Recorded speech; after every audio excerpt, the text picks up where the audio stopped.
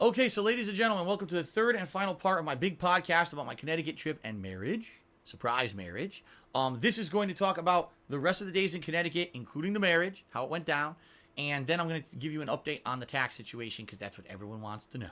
Okay? All right. So, we pick up on Tuesday. Tuesday was our second full day there in Connecticut, and this was a day when basically Kat and I didn't know what we were going to do.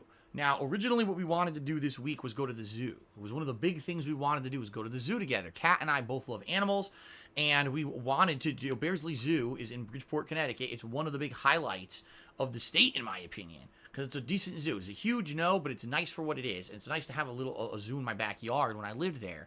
And so I definitely wanted to go when Kat was with me. But it was all going to hinge on weather. All right, and what happened was the weather schedule for the week was basically that it was going to be coolish most of the week. It was supposed to be like mid-50s Fahrenheit, so like 55 degrees, let's say, Fahrenheit. And cloudy some days, partly sunny some days, with some rain. Now, Tuesday morning, we were going to go to the zoo. And we were told, oh, it's going to rain, but later in the day, like 5, 6 p.m., it's going to start raining. It's going to be in the 50s all day long. So it should be a decent day for us if we wanted to go to the zoo. We wake up in the morning. We get the breakfast. As we told you, there was free breakfast at this hotel. So we got like 8:30 in the morning. We get the breakfast. It's 9 a.m. We walk outside. Pouring fucking rain. 40 degrees. So not only did they get the weather completely wrong, they got the temperature wrong too. Like everything was different from what they had said it was going to be the night before. Not even fucking close. So we're walking out and we're like, we can't go to the zoo today. We're going to be soaked. We're going to be freezing. This will be a waste of time. Plus, because it's raining, half the animals probably won't even be out.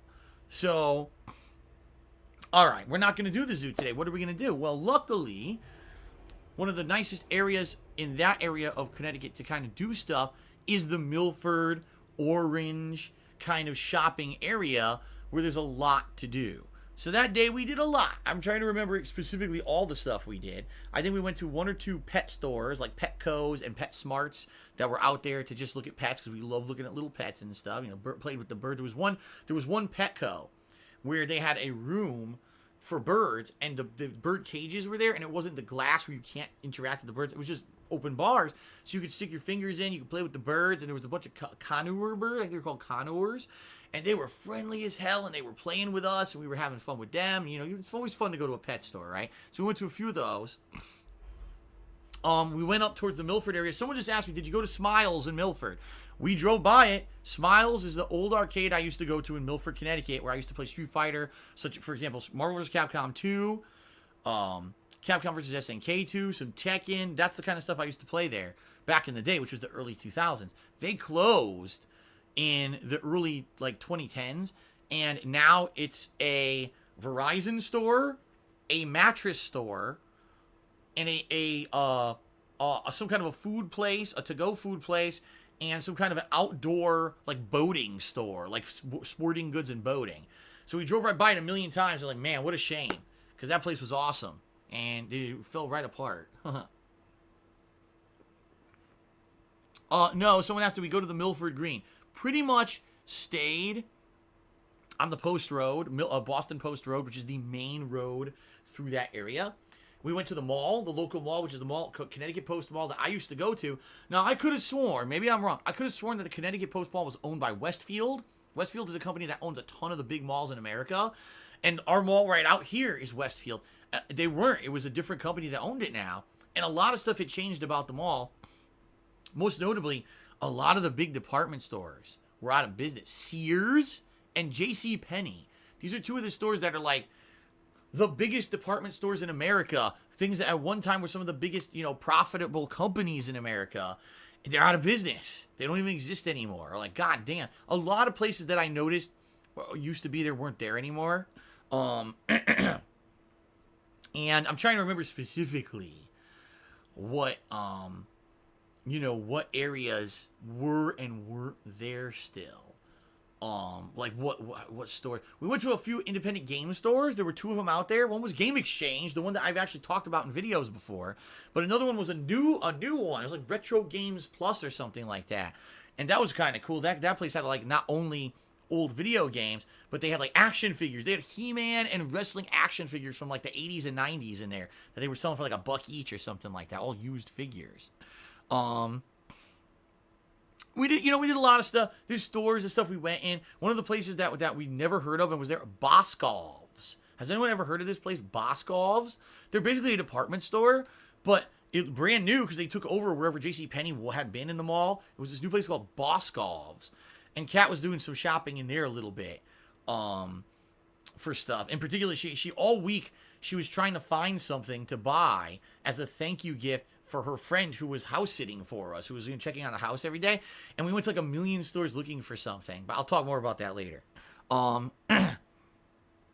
There's a Boscov's Bayou, says Cactus God. Okay, yeah. We had never heard of this place before, Boscov's. And it was an interesting store. It wasn't bad. It seemed like they had high-end stuff and cheap stuff. It all depended on what you were looking for.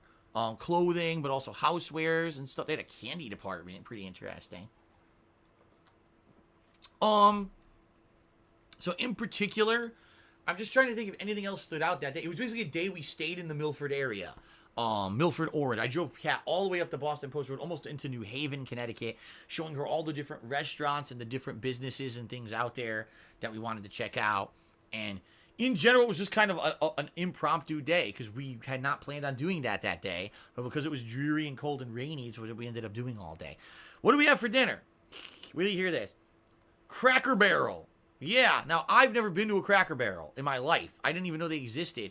Kat told me about them, and she says, I found a Cracker Barrel. And she hadn't been to one since she had been in high school, but she remembered liking the Cracker Barrel food.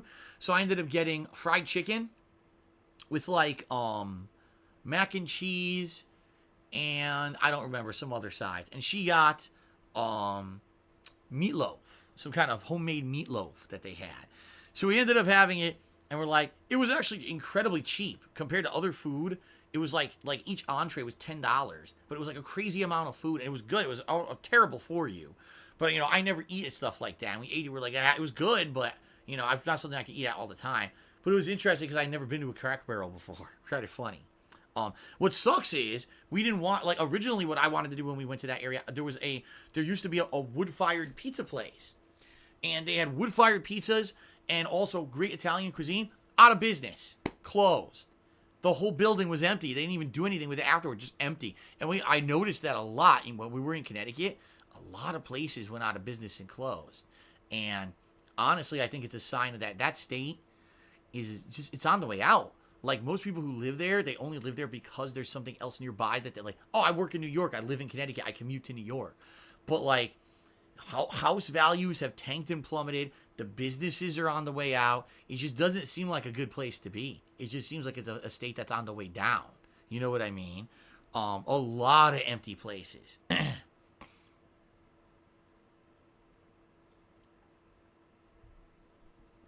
So that was Tuesday. Not a super exciting day for us at all. We were in a situation where it was just an impromptu day. Wednesday was the wedding day. And the first thing we did is we did not on our wedding day want to be getting up at the crack of dawn. So we ended up sleeping in that day. And we said, let's go and get some food in the morning. And we went to this place called Chips. It's a diner-style food, but they're well known for their pancakes, as well as many, many other things that they do. So we went there, and Kat got a waffle. I told you she loves waffles, right? She got a waffle at Chips that actually said chips on the waffle. And I think she got some turkey bacon with it. And I got what did I get at Chips? I think I got a club sandwich. Yeah, it was a club sandwich. Turkey bacon, lettuce, tomato. Basic diner style food. Okay. And we didn't get the pancakes. We didn't load up on pancakes for our wedding day. So then when we were done with that, we went to my parents' house. I spent some time with my parents, a couple hours, hanging out with the cats. Cat loves cats, so she spent a lot of time with Sammy and those cats and stuff. And then basically on the wedding day, so here's the big wedding day to everyone on the internet. Phil scammed his viewers to pay for his wedding day. Wait till you hear about this elaborate wedding day. We sat at my parents' house for 2 hours just basically talking. Okay. Then we got dressed up. So I went to my parents' bedroom and I changed from my street clothes to my suit, slacks, tie, Um, button-down shirt, shoes, belt, all that. Brushed my hair. I had shaved the night before, by the way. I wasn't like this. I was clean shaven. No, not clean shaven here, but clean shaven around here for my wedding day. Then Kat went in there to get dressed up in her stuff, and oh my God, was she beautiful? So beautiful. I almost cried when I saw her. I was so happy. I was like, you look so amazing. Not to say she doesn't look amazing every day. That's one of the things she's good at. She's amazing at makeup, amazing at dressing up and looking nice, and I was blown away at how she looked. So as we're getting dressed, the guests start to arrive. Now, I'm not going to tell you who the guests were. Like I said, I'm not going to give you personal identity. Basically, some close relatives of mine and stuff. And so they start to arrive. And so I'm in my suit and tie already. I'm schmoozing with some of the guests. I'm trying to, entertain a little bit and schmoozing with them. Well, my parents also. My mom was trying to put her makeup on quickly and everything for this ceremony. So we basically took about an hour and a half to get ready for the ceremony. And then when Kat was ready to go, I went in the room, we got her, and we came out together as a couple for the first time, dressed up in our wedding attire. And then the last person to arrive was the Justice of the Peace, who was a friend of the family. Like I said, she's a friend of my dad's through political means. And we all got into the main front hallway of my parents' house, and everyone took pictures. Oh my God, everyone had 100 cameras. Snap, snap, snap, snap, snap, snap, snap. In fact, I got to ask my dad, can he send me some of these pictures? Because Kat and I want to get some of them made up to hang around the house and stuff. Because we had those pictures you guys saw on Instagram. That's all the pictures we got. We got the selfie. I got the picture of her in her dress and the picture of our rings together. And that's it. That's all we have. Everyone else took 100 pictures. And actually, one of the guests used their smartphone to film the whole ceremony. So we actually have a video of the whole thing. But yeah, so basically, the Justice of the Peace came in, and we all stood in the hallway. We were, standing there in the hallway next to each other, and everyone just watched us, filming or recording or taking pictures. And the Justice of the Peace said, repeat after me, and said the vows. I repeated the vows, took the ring, put it on Kat's hand, the wedding ring. And then Kat repeated after her the vows, took the ring, put the band on my finger. Now pronounce you man and wife. I do, kissed. And that was it. Everyone applauds. Amazing. The whole thing was 10 minutes, not even. All right, we're done. What are we doing now? Well, let's take pictures. Everyone take more pictures of the wedding with a couple. More pictures. Everyone want their pictures. And after that, we're like, what time is it? We take a look. Damn, we're hungry. Let's fucking eat. So that's it. That was it. It was wedding ceremony, pictures. We're out of here. Let's go eat. So Kat and I did not want to wear our stuff over there to eat because we were nervous about getting, white dress, getting it dirty with Italian food, concern. So we changed back into basically our nicer street clothes. While a lot of the guests really, the only person who really wore a suit to this thing was my dad. Everyone else was kind of just wearing almost normal clothes anyway for the few of us that there were, because there's only 10 of us total. So we scoot over to the restaurant. And we go down, nice big table for all 10 of us. We sit down, and the cool thing about this restaurant, again, Italians work at it. Though even the waiter is Italian. He's like, hey, what do you want? The Italian, the way that they speak is not funny, but it's like unique and interesting how it flows, how they talk and everything. And he's getting us all drinks. He said, hey, what do you want? It's a special occasion. What do you want? And my mom says, well, let's get appetizers for the table. What do you have? He said, we got the perfect thing for you. We do it, the different courses of all of the appetizer is like a taste of Italy, little everything. We call it the schizzi. You want the schizzi for the table, or the schizzi. And I was like, what the hell did he say? He says the schizzi. So apparently this is something known in Italian cuisine. A schizzi means that before you actually sit down to eat your entrees or your meal, they will bring you course after course of Italian appetizers. So they start bringing the schizzi out to the table. Fried zucchini, shrimp marinated in a garlic butter sauce, steamed mussels, stuffed clams, eggplant rollatini, which is when they take pieces of breaded eggplant and they roll it with cheese and sauce into these little rollatini things you cut up and eat. Calamari, classic Italian calamari, and some some regular bread for the table, bread and butter, and pizza pieces. So they just make like basic like pepperoni pizza, but they chop it into like small thin things you pick up and munch on, almost like an appetizer.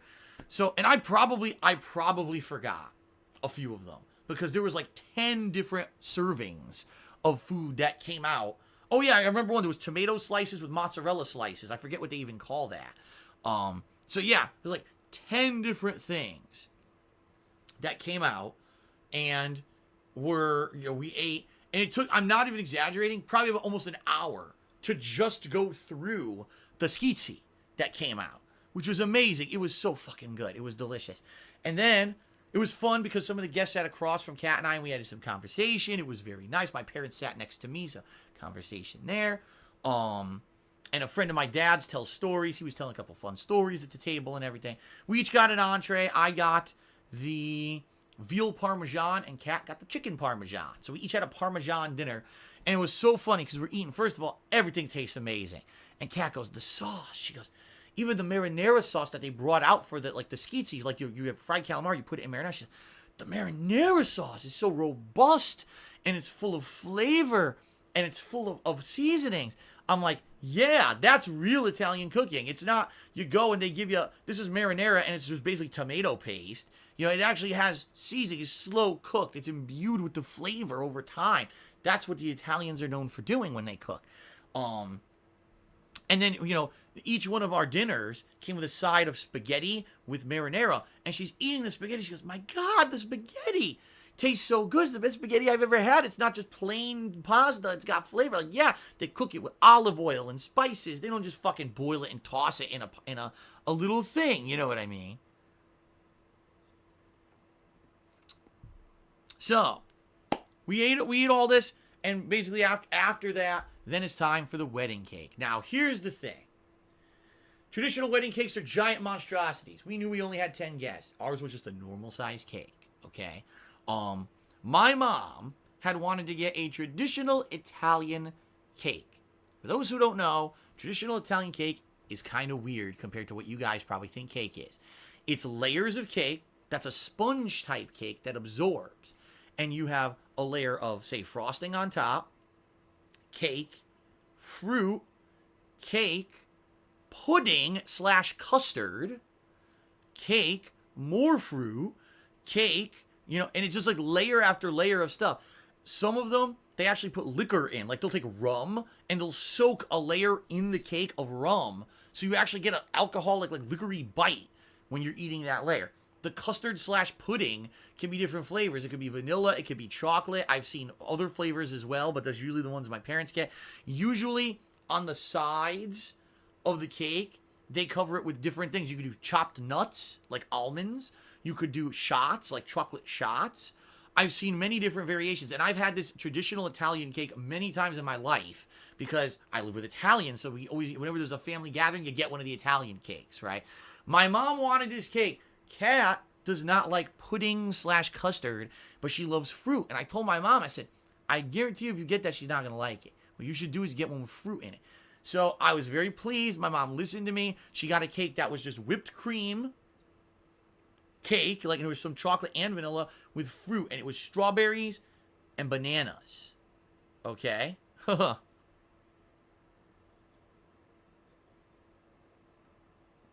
Pretty cool, huh? So it was a great cake. We each had a piece of cake. We didn't do the crazy, oh, it's a wedding, shove the cake in your fucking wife and husband's face. We didn't do that stupid shit. We just each had a piece of cake. It was really good. And then, after that, we said goodnight to all the guests. I got a couple presents, I'll be honest. Yeah, a couple guests handed me a card. And said goodnight to everyone. And we drove back to our hotel and had a nice night together. Alright, that's it for the wedding day. Very simple. So the whole wedding that Phil scammed his viewers to raise thousands of dollars for, we had a ceremony at my parents' house that cost nothing, and we went to a nice dinner that my parents paid for that was, at a local Italian restaurant, and that was the whole thing. So I'm sure that cost thousands of dollars. So I mean, these fucking idiots that say these conspiracy theories on the internet are so insanely stupid. So we went that night to post up pictures of the wedding, and I knew it. I said to Cass, you know exactly what's going to happen. You're going to have a 50-50 split. You're going to have half the people are going to be shocked and happy, and half the people are going to be shocked and immediately just be toxic, disgusting, immoral people on our wedding post with nasty stuff about me being a bad person and I robbed money and all that, even though none of this is true, and this whole trip's on my parents' behalf. This is what they're going to say, so just expect it. And that's exactly what fucking happened. I posted it up. It was 50-50. So, and some people are like, why does Phil spend time, editing posts and stuff? Because it's very simple. It is our wedding post, and that's something that probably in years we'll go back and look at. And we don't want nasty shit on there, So we did. I'm sure by now there is, because it was like 2 days. I would go back and check it and delete the nonsense. I'm sure by now it's flooded with the nonsense again. But at least for about a day or two, it was nice, and there was a nice viewer and reaction, positive reaction to it, and we appreciated that very much. Okay, we knew that people were going to say shit like that people were going to say that I lied, and the money I had raised went towards the wedding when none of it, literally not a penny of it did. But that's how people are. Okay, so then Thursday, we woke up and again decided not to get the early breakfast. We wanted to sleep in a little bit. We went to this diner. It's called the Bridgeport Flyer Diner. I've been there many times. I used to actually eat there with John Rambo a lot when we were doing filming and stuff. And Kat, it was funny. Kat orders pancakes because we hadn't had pancakes the whole trip yet. She likes pancakes and she likes fruit pancakes. So she orders banana pancakes. And order, do you want short stack or full stack? I don't know how much it is. We got a little bit of money to spend for my parents, which is nice. Let's get a full stack of pancakes. This fucking thing comes out. They're this, I'm not even kidding, they're this big. They're the size of the plate. The biggest pancakes I've ever seen in my life. They must have put a fucking bunch of bananas in the pancakes because they're in the pancake, baked into the pancakes. The pancakes weighed like 20 pounds. It was insane. I think I got a tuna salad sandwich or something like this. Nothing too fun, okay? So we do that, and then we go to, by the way, here's the trolls in the stream chat. I don't know, guys. I don't know where the mods have gone. The mods were here before, but I'm not really seeing them anymore. I'm just going to fucking ignore it. I'm going to continue with my story. Apologies. If any mods are still here and want to actually help out, I'd appreciate it. I don't really see any mods here right now doing much, but they were here earlier doing a lot of work. Okay, so, all right. Yeah, I'm not going to moderate or nothing. I'm just going to fucking keep going. Okay, guys? All right, let's continue. Oh, the Whopper says I just got here. All right, thank you, the Whopper. Yeah, please keep an eye. There's a few trolls in the stream chat being dicks, okay? All right, Thursday. We wake up on Thursday morning. Oh, by the way, I should mention, the weather on our wedding day was beautiful. It was full sun and like 50, almost 60 degrees Fahrenheit. And we were like, man, if only today was the day we were going to the zoo, but today's our wedding day. Hopefully the weather holds. The weather held. The weather held very, very, very nicely. So we ended up, well, here's really what happened. We called my parents the next day in the morning to thank them very much. He's like, that was a beautiful wedding for what it was. It was so nice, we didn't want anything big. We knew we couldn't afford anything big, and you basically made our special day very special. And by the way, a couple of the wedding guests who I never expected this left us a couple $100, so we ended up making like $200, which was very nice wedding gifts from people. We weren't expecting to get anything, and we were like, this is nice, this is some money that we can spend while we're out here or whatever.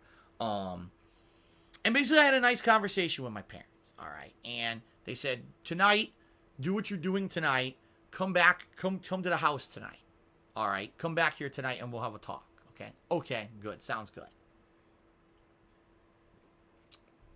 So that day we went, first of all, like I said, we went to Bridgeport Flyer and had some food.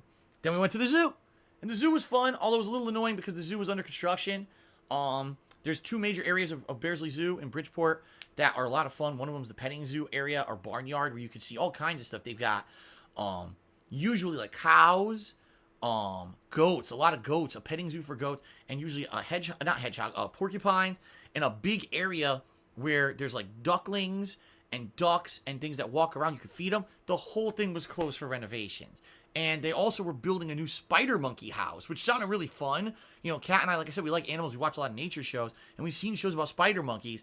They were building it. It wasn't ready yet. Son of a bitch.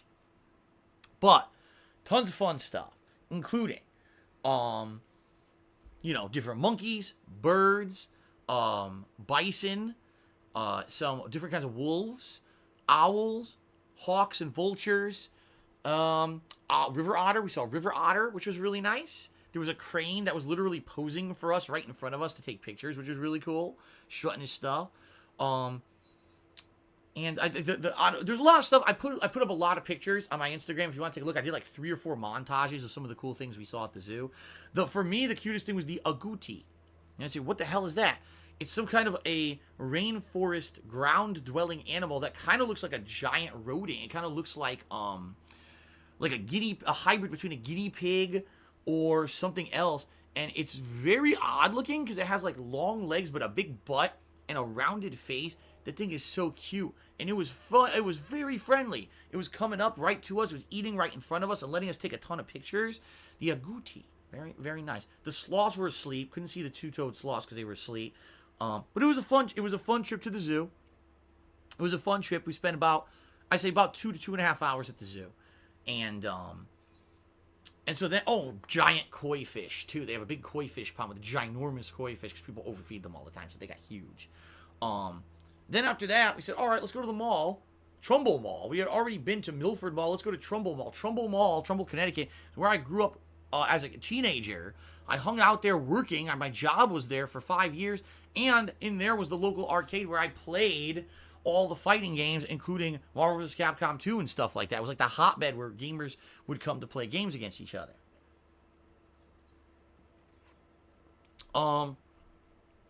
So it was fun. I'll be honest. Seeing the mall again, totally redesigned from the ground up. Like a ton of new shit was in there. They had like oh god, what? Not Cracker Barrel. Oh, they had a cheesecake factory. There was a Wahlburgers. It was the first time I'd ever seen a Wahlburgers place. That's the place where Mark Wahlberg and his brothers make hamburgers and stuff.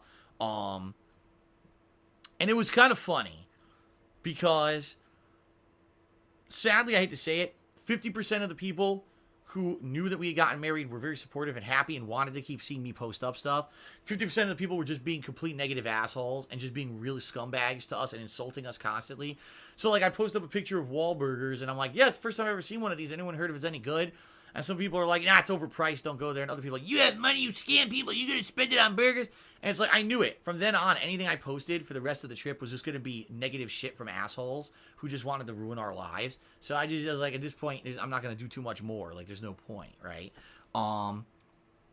So it was fun. We went through the whole mall, and Kat finally, I think she ended up getting after looking at 100 stores, ended up buying a gift card for her friend because we couldn't really find anything that she wanted to get her friend as a thank you gift, so we got her a gift card.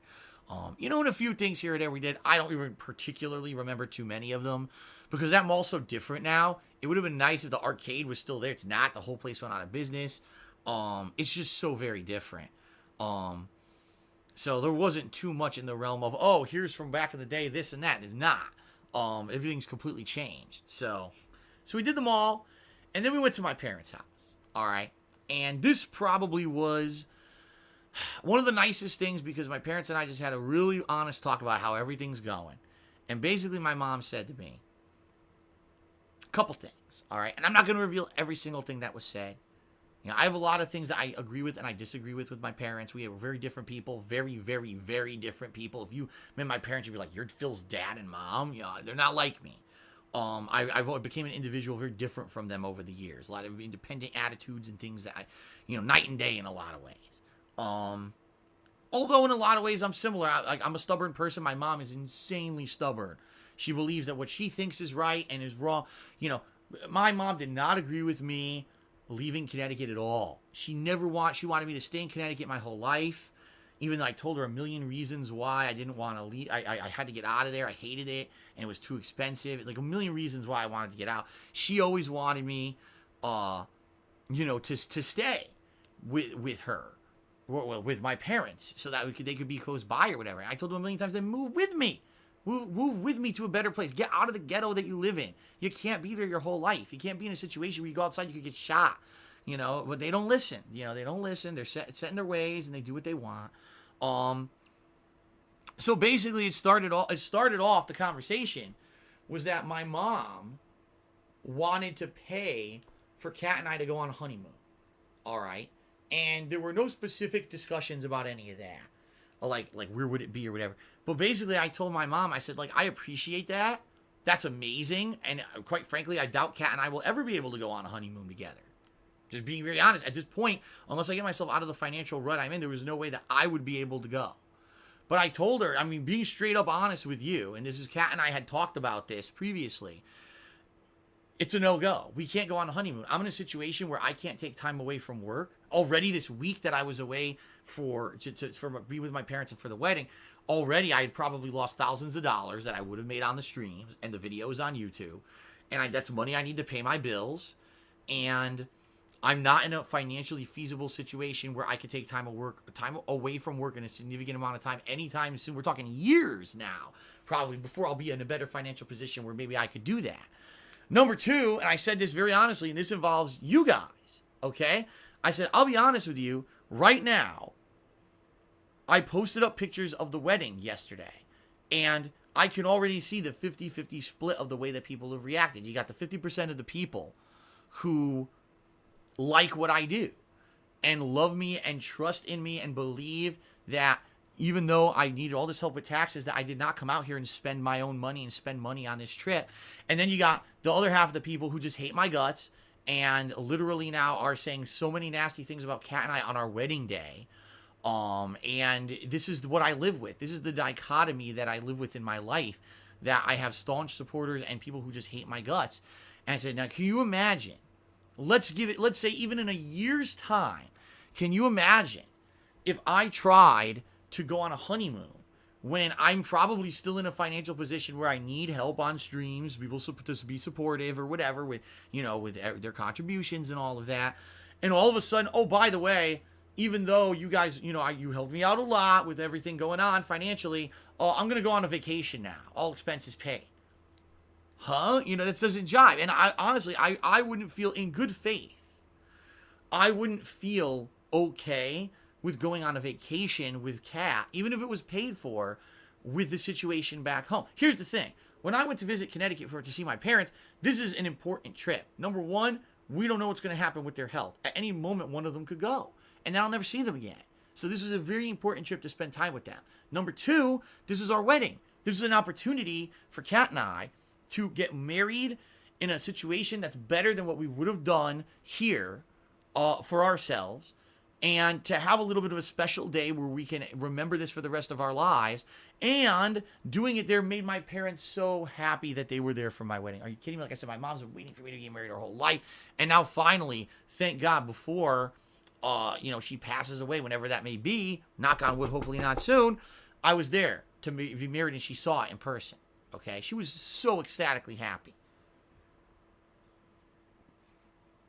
So I told her straight up front, I said, not possible. Honeymoon can't, if you could promise us this, and I probably will never be able to take it, okay? But my financial situation. And basically I told her about everything that's been going on here over the last few weeks, how I'd been doing multiple marathon streams, how much money I had raised, and based off of what my tax guy had told me, here's what's left.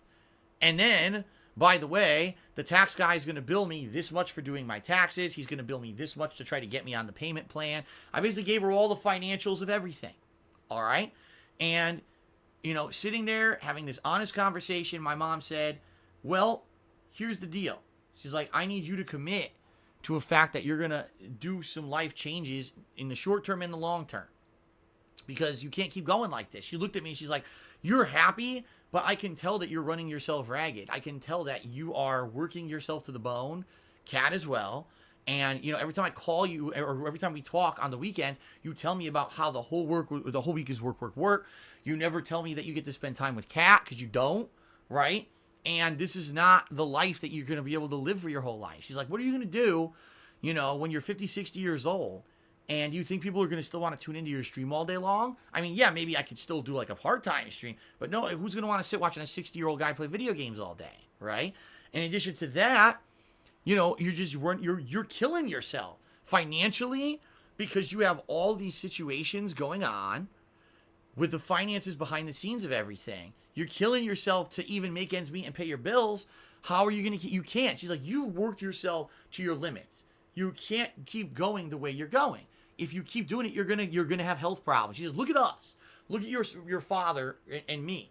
We are at 60 years old and are having these health problems where we could go in any day. She's like, but you are in your 30s and you're telling us the stress and shit you're putting up with. And she even said to me, she says, you don't have to justify yourself to anyone. She says, understand that. You choose to do it. She's like, the work you're in, being a public persona, you choose to force yourself to justify to thousands of people. She says, you should have been able to come out here to Connecticut, have a nice week with your wife, get married, and go home and not have to do a special event when you go home to explain the situation and people, oh, they're scamming, these assholes being shitheads on top of you. She's like, none of that should happen. That's fucked up. That's a messed up life to have. And, you know, you're in a situation where you have to do, you know, why? Who are these kids who are making fun of you on the internet that now they can actually concretely negatively affect your business? What kind of a life is this that you live? I said, Mom, you're right, you know. This is a situation that when I started to get into it, 10 years ago, I never thought that this is where I would be. It was a hobby. It was a joke. I didn't know I would lose my office job. I didn't know that I would have to try to flip YouTube into a living and then YouTube would fall through a million times and all that. So essentially we had this very long and important conversation. Okay. And where it ended up was a few things. The first is I realized, guys, I can't do this forever. I know that. And by the way, don't worry. It doesn't mean I'm quitting doing this anytime soon. I love it. But I know realistically, how long can I do this? I can't do this forever.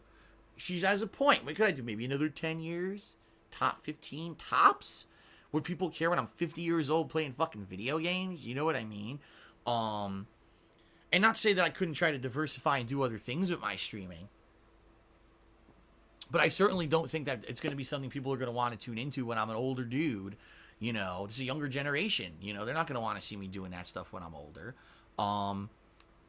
So in reality, what she's basically saying is that I need to not quit what I do, but I do in the long term need to figure out what else am I going to do. And she's right. I agree with her after thinking about it. Being completely honest with everyone. What I need to kind of do is get myself to a financial situation where I don't have to work all day on stream. Maybe where I can do like, all right, my finances are in a situation where now I don't owe so much that I have to literally make a ridiculous amount of money to pay the minimum payments on everything. And so that way I can stream less and I can maybe go get a job that's an entry-level job that pays less than what I make streaming, but it won't matter because I won't owe all this debt to everyone and I won't need to make that much money anymore. You see what I mean? But that's not a short-term thing. There's no overnight fix to you owe less money to the world. You see what I mean? So this is something that's going to come in time where maybe, you know, again, maybe within 10 years, I can fix things financially behind the scenes where I'm not bleeding every month financially. And I can stream less and I can go get another job and balance my life with that. And not to say, again, I don't want to quit doing this. I will do this. As long as it's within my power, guys, I will stream and share my daily gameplay and just fun experiences and interactions with you guys as long as I can, as long as people care. But nothing's forever. Nothing lasts forever. And my mom's right. She's like, you know, you're going to be our age. How are you going to be fucking doing this at 60? Look at us. We could barely move. And you're going to be doing this at 60? You're out of your mind. And she's right. So basically, I think that's what it's going to be is in the next 10 years or so, once I finally get myself in a situation where financially it's not so bad, I'm going to look to get another job of some sort. And, you know, it's going to be work because I've been out of the job market for 10 years almost. And it's going to be probably another 10 years. You know what I mean? Before I can make those changes, but I'm going to have to.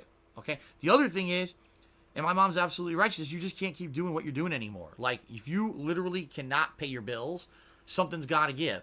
So, as afraid as I am of if I don't pay a certain thing, I'll ruin my credit or whatever, right? At this point, there's no alternative. You know what I mean? Like, basically, Kat and I sat down this week and talked a lot. And we were like, if I can't pay these taxes and we have to sell the house, what happens? Well, number one, we have to get another place, and my credit's not good. It's not. My credit's bad because I have so much outstanding debt. I doubt I would even qualify for a background check or whatever to get an apartment, or I definitely can't buy another house. No one's going to finance a mortgage for me. So it would have to be renting, and I don't even know if I would pass the renter's pack because my credit sucks. Okay? Feasibly, how would I move? I don't have money for it. I don't have money to move my stuff. I don't have time. I have to work my ass off to make minimum payments on everything. How am I going to have time to move? You know, that's a lot of work. Finding a real estate agent, renovating the house so it's ready for sale, selling all the shit in the house. I have no time to do any of it. Cat's working too. We don't have time, okay? So the reality of it is this. The reality of it is this. I have to make concrete changes that will ruin my credit in order to save the situation. I cannot leave this house, period. This house is where I work. This house is where the business is that makes me money. And this is the primary concern, is keeping this house, because if I lose this house, okay, then that means that I can't work, okay?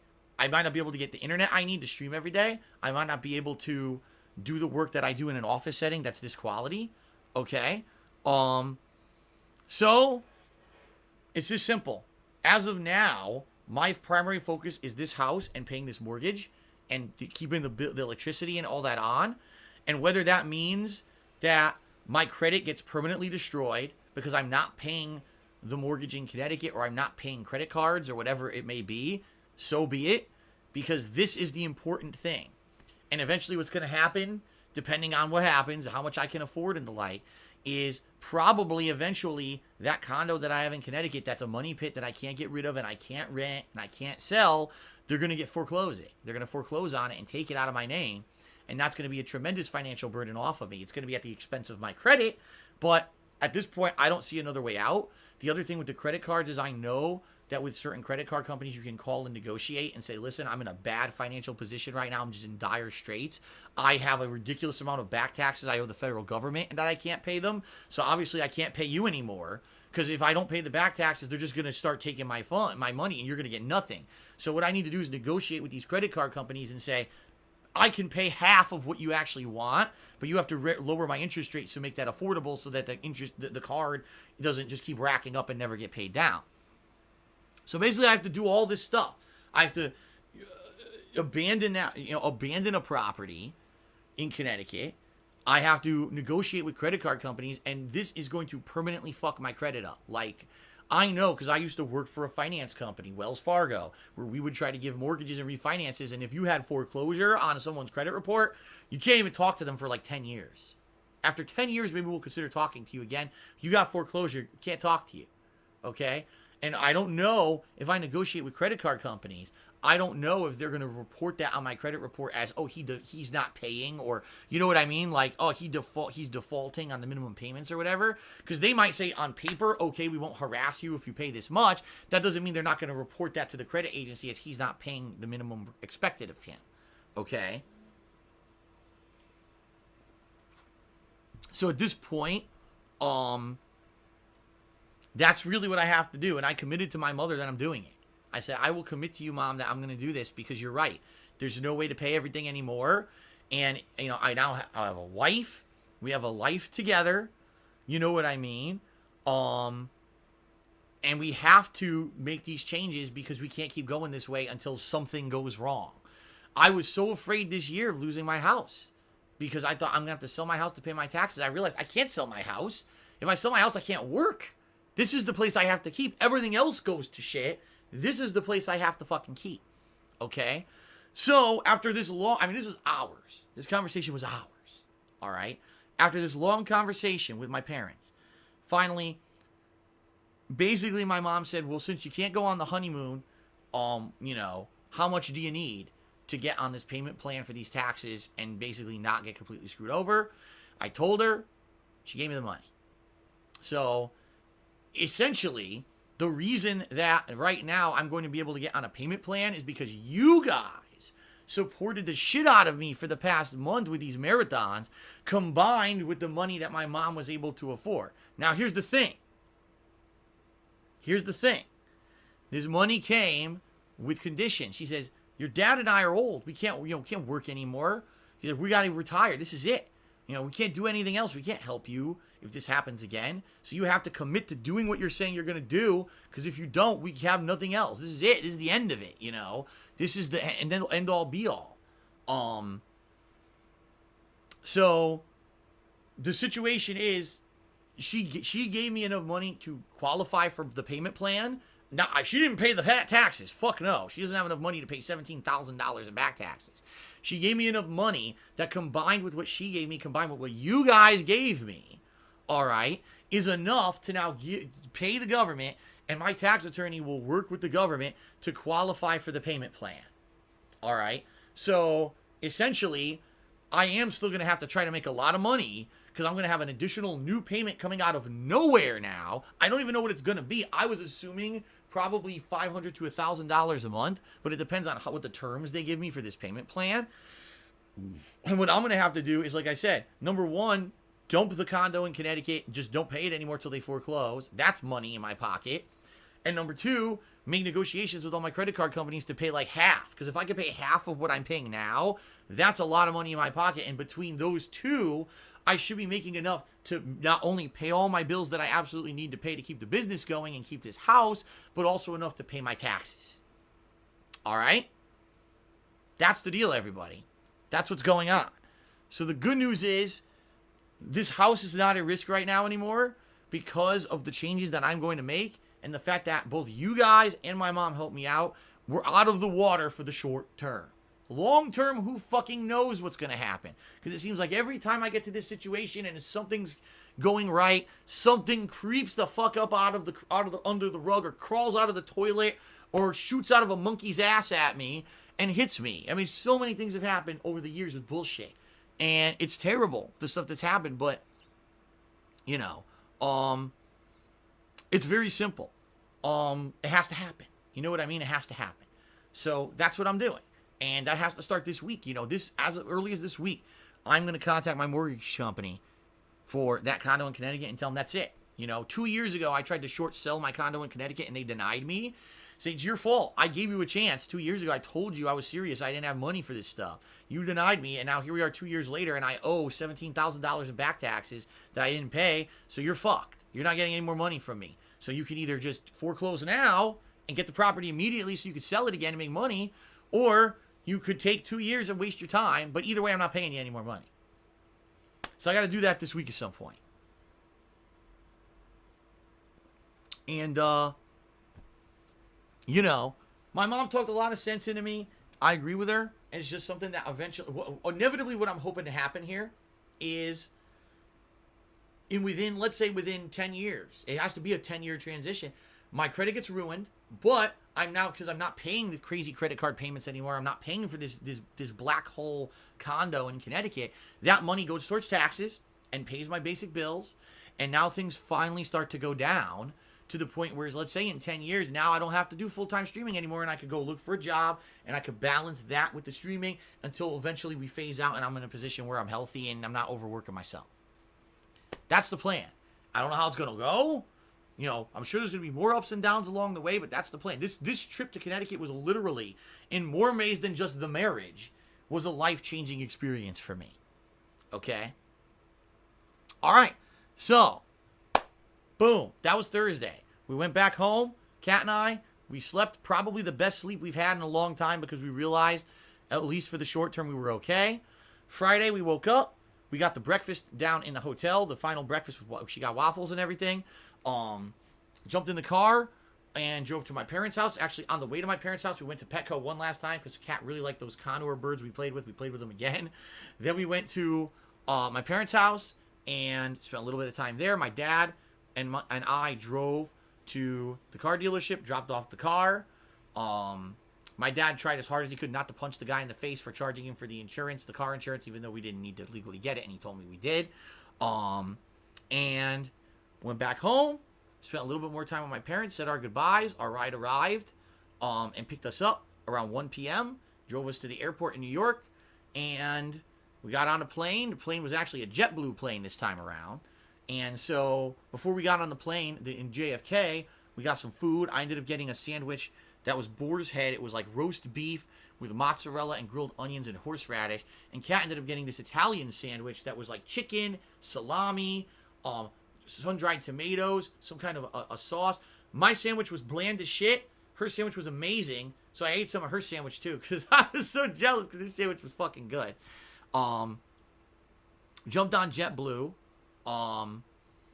and took a flight home. JetBlue has free internet, unlike Delta, but their internet sucks. Their internet's slow as shit, very, very poor quality, and sadly disconnected a ton while I was trying to do our stuff on the way home. The flight home was terrible. There was turbulence, and there was a baby crying the entire fucking time. And the flight back to Seattle was much longer. It was a 7-hour flight, and it was a nightmare. It was one of the worst flights I've ever been on because the baby wouldn't shut the fuck up, and it was just cramped as shit. We didn't get our own section on the plane back. We had to be in a row, so I was crammed, and it was not a pleasant flight back. It was a lot of annoyance. And basically, finally, when we got back off the plane, we got a taxi cab from the airport in Seattle back to our place. $37. And I was like, wait, what? The taxi that I took from my place to the airport was $30. Why is this one $37? $37 for a 15-minute fucking taxi ride. So we come home, we look, and there's a stack of mail, ginormous, like this high stack of mail on our countertop because Kat's friend have been checking our mail every day. As I told you, we get so much junk mail from detractors who signed us up for stuff that our mail is full every day. So we had like 5 to 6 mailboxes full of mail, our whole counter covered in junk mail. Okay, so we're looking around the house. Everything looks good. Everything looks fine. Everything it turned out well. Nothing happened. You know, the place didn't burn down. This is good. So I said, all right, so we're grabbing, we had trash and stuff on. We take the trash. I go into the garage. I open the trash can, put it in. I turn and look at the car. The car has a fucking flat tire.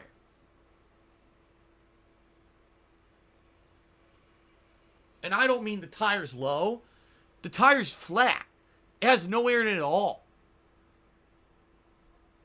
What? We didn't even drive. How the fuck did this happen? Cat had not worked since the Thursday before our trip. No, excuse me. The Friday before our trip. So that was April 5th. How the fuck did the car tire get flat? So the thing was, we were very hungry. I was actually I was about to leave to get us like just fast food quick. So I had to fucking get an automatic tire pump. You plug it into the car's lighter. I pump the tire up. I go get us food. I come back. I test it. Half the air of the tire's out again. So this thing must have a serious fucking leak. So I'm not going to give you guys the full story of ins and outs of. One day this week, I may have to get this tire fixed because the bottom line is, I don't know what's up with this leak. It's not as bad as at first I thought it was, because yesterday we went out for the day to restock the house and do all these things we needed to do now that we're back for the trip. And when we came back home, it wasn't low again. And I'm like, how could it have lost all of its air while we were gone, and then lose air again when I went to get food Friday night? But then we were out all day Saturday and it lost no air. It doesn't even make any fucking sense. I don't understand this. I don't know. So anyway, that's the deal. That was the trip. All questions answered, guys. Literally, I think I've covered everything now. Everything you've heard from the assholes who talk shit about me and say I'm a scammer is complete lies. None of it's true whatsoever.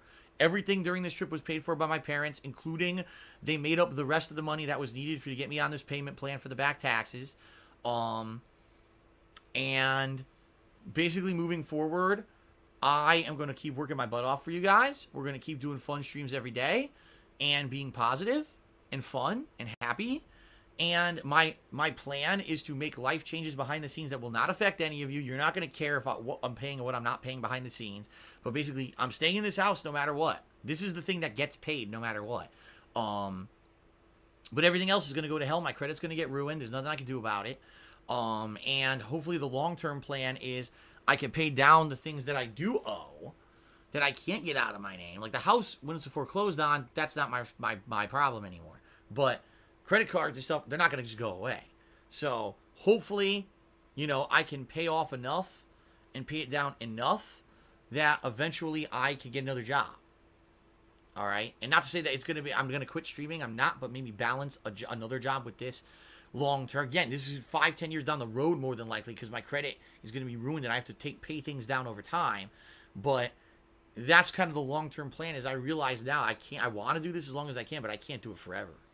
My mom's right. She's looking at me. She's like, you're so stressed. Your life is fucked. You should be going out on, you can't even go on a honeymoon that I want to pay for you to go on with your new wife because of the life that you're in. So you got to get out of it. And she's right. Okay? Let's do some shout outs. Let's see here. Okay. So Fire 7672 subscribed for 2 months. Thank you, Fire. Hickany cheered. And subscribed for 7 months. Says, great job. Best wishes. Use the hate to fuel yourself to keep pushing yourself. And Cat. Bent Boxer tipped the dollars. Does a cat wear turtlenecks? No, she doesn't. It's a stupid question. Shadow King subscribed for 15 months. Thank you, Shadow King. Xbox One is garbage. Tipped $1 and says, Phil, my withdrawals are at an end. A lot happened to me while you were away. I got fired, got arrested. Then I got a great job building docks, making $1,000 a week. Everything happens for a reason. Okay, then. Sounds good. That's a big improvement. Tommy Provolone did 100-bit cheer. Excuse me. He says, your wedding sounds like my friend Anthony Bologna's wedding with Hannah Prosciutto. He's now naming meats. We have so many authentic Italian foods and a marathon at the Jersey Shore. It's a joke. T-Dub subscribed for 7 months. He says, I find it funny. These people who probably have never been married know how much it costs to get married. I legit had a small wedding for like less than $200. Yeah, the one necessary expense to get married is the marriage license, which costs $50. Everything else, like Justice of the Peace, could be free, but of course you're expected to kind of give them a little something. You don't need a venue. You don't need anything. The band, you could have your wedding band could be passed down through the family. I easily could have, gotten something for my dad. It's all bullshit. It was so hilarious when I posted up that we were married. You see, Phil scammed his fans for that tax money because it cost at least $2,000 for a wedding. So that's what Phil did. And I just hope after now that I've done this podcast and now I feel better, I got everything off my chest. I told you guys the full story of everything. I certainly hope that you guys understand the full situation and that some of you will be like, okay, makes sense. And not that you jump off, you drink the Kool-Aid and you jump off the cliff with the rest of these fucking lemmings who are losing their fucking minds over nonsense. It's just insanity. It's absolute fucking insanity, the things that they believe, that they're that dumb. They're that gullible that they would believe this crazy shit. The bottom line is, if you believe it, it's because you want to. Because there's no evidence to the contrary, because I just told you the 100% truth. Since there can't be evidence to the contrary, you just believe what you want with no evidence. Blind faith craziness. And I cannot win you over. I never will. Because that's insanity, and insanity is for sheep. Okay. Xbox One is garbage. Subscribed. Said, did you jump in the pen to get a better view of the Tigers? No, I don't think they would have allowed that or liked that very much. Omnipotent, Mr. Dr. Profuzzi cheered. He says, you consider yourself the most authentic of Italians? No. Even though cuisine is authentic for me like nothing else is. J-Dog 2009 did a 300-bit cheers. I hope this doesn't come off the wrong way. I'm glad your mom helped you understand you need an exit strategy from streaming. While I enjoy your content, I look forward to the day you can step away from full-time streaming and enter the next stage of your career path. I agree with you. And really, in reality, it'll be the next stage of my life, where I can spend more time with Kat and do that kind of stuff. Let's see here. Frogs playing golf cheered. He says the house is saved. Scrupula resub for 5 months. He says good luck in the future. Here's hoping this helps a bit. Thank you, Scrupula. Nothing but a fan. Resubscribe for 2 months. Said nice. Big Hulk Hogan balls. Tip me $2. Says I'll watch you till you're 100. That's a promise. Here for you, DLSP. Also, are you scared or nervous of getting older? I am, and I'm almost 28 in a couple of days. Sure, we all are. I'll be honest with you guys. The last few years, I've noticed a few changes and things with my body. And you get a little scared about that shit. But then you find out, you look into it, and you're like, it's perfectly natural. When you get older, things happen. So you don't freak out. And, that's life. You get older. June Wynn subscribed for 19 months. Thank you, June Wynn. Ren Jesse James cheered. He says, if you need a new tire and you have time to wait, order it from Discount Wheel Warehouse. The sizes of your current tire, it's generally much cheaper than anywhere else. Well, what I'm going to do is talk to my dad, who used to be a car mechanic, and see what he has to say about it today. And if it comes down to it, and I got to get it repaired, I got to get it repaired. Sucks, but it's life, right? I'll find a way to pay for it. And if I got to get a new tire, I got to get a new tire. The thing is, Kat works a lot, and she drives. We have to have a reliable car. So, I think it's just going to have to happen. Let's see here. Shadow King took me $5. He says, congratulations to you and Cat Phil. Keep doing what you do, my man. Thank you, Shadow King. Big Boy Abides Cheers. I've just arrived. I'm glad you're making positive and hard choices. We all have to do this in life at some point. FYI, it sounds like you have a very, very good and caring mother, possibly the most valuable thing. Congrats on the wedding. Thank you very much. Big Boy Abides Cheers again. He said, even if you end up with a non-streaming job, we still do this at least part-time if you have a fan base, just to blow off stress at night. As I just said, I think I just answered that. Yeah, I don't ever want to give this up. I love it. I love the interactions with you guys. I know you guys care about me. I care about you. We have fun on a daily basis. I love this. I love having a following. I just love the fact that people care about me enough that they want to attend streams of mine. So I wouldn't give it up. If I would still do it as a hobby every once in a while. Certainly wouldn't be as anywhere near as often as I do it now, but yes. Cactus God tipped me $1. He says, please start the story over from the beginning. I missed it. All right. So here's the deal, guys. As you know, no, I'm not going to do that. Hodor Tard just cheered. He says, who are your groomsmen and best man at the wedding? Please tell me you invited or met at least with Rambo or Howie. It's not worth it to hold on to grudges that long. There was no one. I had no one and Kat had no one. There was no wedding party at all. It was just a few attendees, as I said. And no, I didn't talk to either of them. A lot of people were like, were you going to see Rambo in Connecticut? Rambo doesn't live in Connecticut. Rambo didn't live in Connecticut. People don't even know that. He used to drive like 90 minutes to come play games with me. He doesn't live in Connecticut. How would I have seen him? No, I told you, yeah. If those guys had any actual interest in talking with me, they would have, 3+ years ago when I was trying to talk to them and they were ignoring my texts constantly and then made a nasty video about me. We're not going to talk about John and Rambo again or ever again because that's a part of my past. That's 3.5 years in the past. I've moved on and this is the present and you got to deal with that. I know you like to reminisce about the past and you dwell on it, but we all move on and things have changed dramatically since then, and that's that, period. Timbo Slice just cheered. He says, lol at trolls, like OMG, you must be lying. Your parents paid for nothing. Don't they know most people's parents pay for weddings? Everyone knows it goes that way. A lot of people's parents do pay for their weddings. It's true. Big Boy Abides cheered. He says, when I was in a foreign country with friends, we went to the zoo and my friend pissed behind a tree. The staff found out and they chased him. Some other idiots from my school got drunk and tried to climb into the leopard area and over the fence. Good Lord. Then he cheered again. He said, a lot of people watch your streams to de-stress and escape. I think this video will motivate others as well. My father got married in a courtroom. These big parties are usually extremely shallow. You didn't miss much. I've been to many. I've been to 2 big weddings in my life. And although they were nice, and man, maybe one day I would like to do that.